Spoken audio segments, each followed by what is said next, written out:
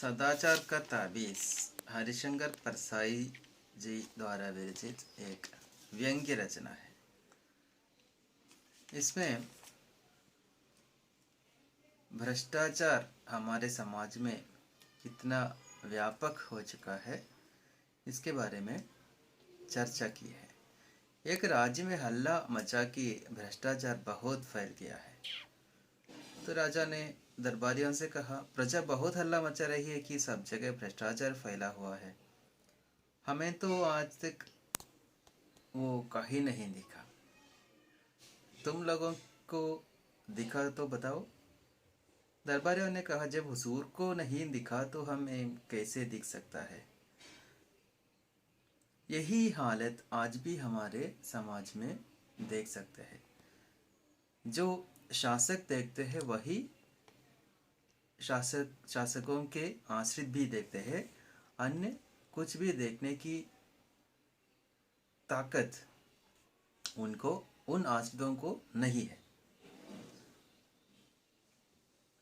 फिर भी एक दरबारी ने कहा, हुजूर, सुना है वो बहुत बारीक होता है। हमारी आंखें आपकी विराटता देखने की इतनी आदत हो गई है कि हमें बारीक चीजें नहीं दिखती।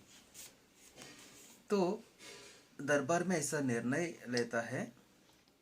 उस राज्य में एक जाति रहती है विशेषज्ञ।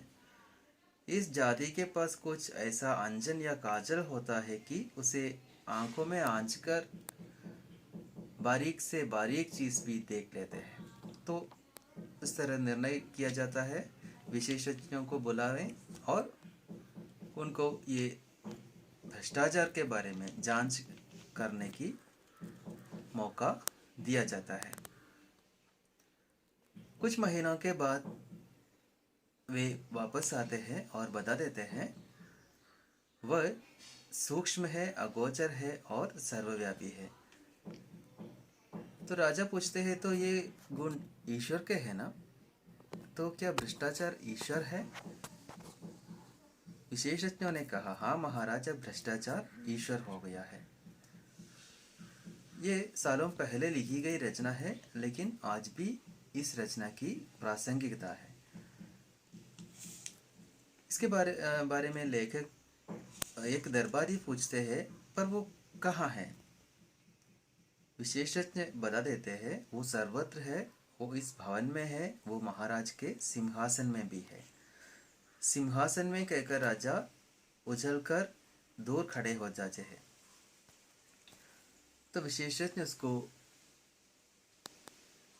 बता देते हैं, सरकार, सिंहासन में भी भ्रष्टाचार है, क्योंकि पिछले माह इस सिंहासन पर रंग करने के जिस बिल का भुगतान किया गया है वो बिल छूटा है। आपके पूरे शासन में भ्रष्टाचार है और वो मुख्यतः घूस के रूप में है। तो राजा पूछते हैं, उसको कैसे मिटाया जाए? तो विशेषज्ञ बता देते हैं, भ्रष्टाचार को मिटाने के लिए भ्रष्टाचार के मौके मिटाने होंगे।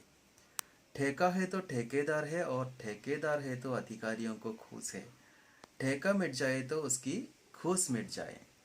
इसी तरह और भी बहुत सी चीजें हैं किन कारणों से आदमी घूस लेता है, ये भी विचारणीय है। तो अभी क्या करेंगे इसके बारे में वहाँ के दरबारियों को भी कुछ आशय नहीं था, तो वे सब चिंता करने लगे। इस तरह चिंता करते करते महाराज के स्वास्थ्य बिगड़ने लगे।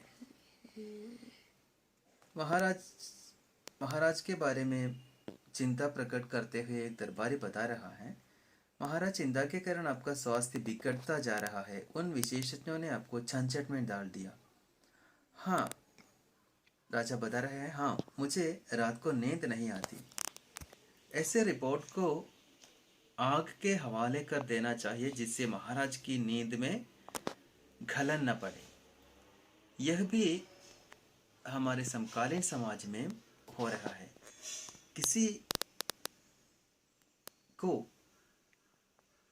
किसी तरह की समस्या प्रदान करने वाले रिपोर्ट हमेशा हमेशा के लिए आग की हवाला कर रहा है। सर इसके बारे में चिंता करते हुए अंत में ये निर्णय लेता है। एक साधु है वहाँ, और उस साधु के पास एक चाबीस है।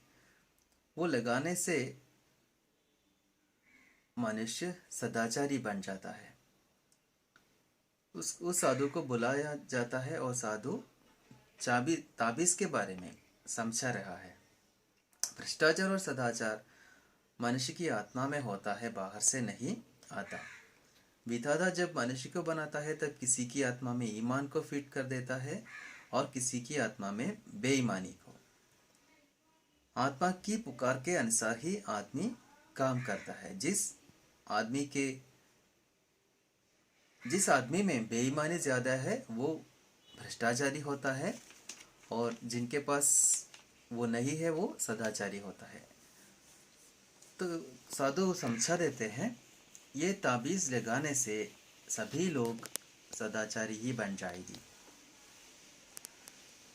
अंत में निर्णय होता है पूरे कर्मचारियों को ताबीज दे दिया जाए। उसकी ठेका भी ताबीज बनाने का ठेका भी उसी संत को देता है और वो अपना काम पूरा कर देता है।